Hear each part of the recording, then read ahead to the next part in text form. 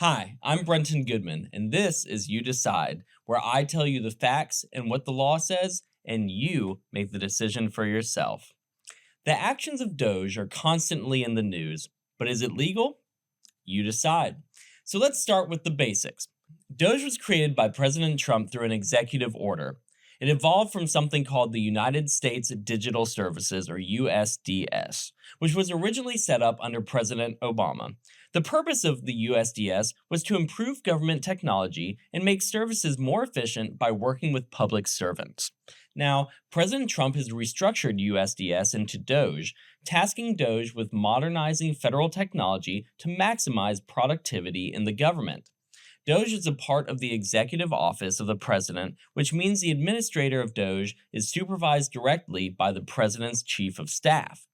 The president, as the head executive of the nation, has the power to create advisory organizations to assist him in faithfully executing the laws of the United States. That itself is not illegal. He also has the power to direct employees within executive branch agencies to conduct tasks consistent with the law. However, little is known about DOGE, and the uncertainty surrounding DOGE has brought its legality into question. For example, Elon Musk is the brainchild behind and face of DOGE. He is said to have been made a special government employee and advisor to President Trump. The White House press secretary has said that Musk was tasked to oversee the DOGE effort. And President Trump, at his State of the Union address, said DOGE is headed by Elon Musk. However, at the same time, the White House claims that a lesser known person, Amy Gleason, and not Musk, is the acting administrator for DOGE. Additionally, the White House has not officially announced the names of anyone involved in DOGE and has basically verified reports by news sources that DOGE employees have been hired by various federal agencies and are working in those capacities for DOGE. Now, if DOGE is indeed an advisory organization to the president, it must follow the Federal Advisory Committee Act, or FACA. FACA was created to ensure that advisory committees follow strict rules and are transparent with the public. It says advisory committees must operate with standards and procedures that are clear to Congress and the public. It also says that their recommendations should only be advisory and all decisions must be made by the president or a federal officer. Additionally, FACA requires that all meetings of advisory committees, along with certain documents, must be open to the public. Trump critics argue that DOGE hasn't followed these rules.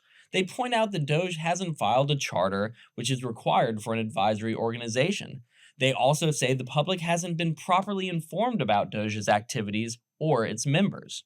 For example, there have been reports of DOGE members meeting with employees from various federal agencies and discussing things like specific coding.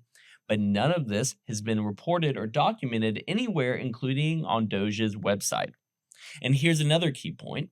If DOGE is truly an advisory organization, then Elon Musk, who is technically only an advisor, if even that, to the president, shouldn't be making key decisions about DOGE's direction, including deciding who to fire.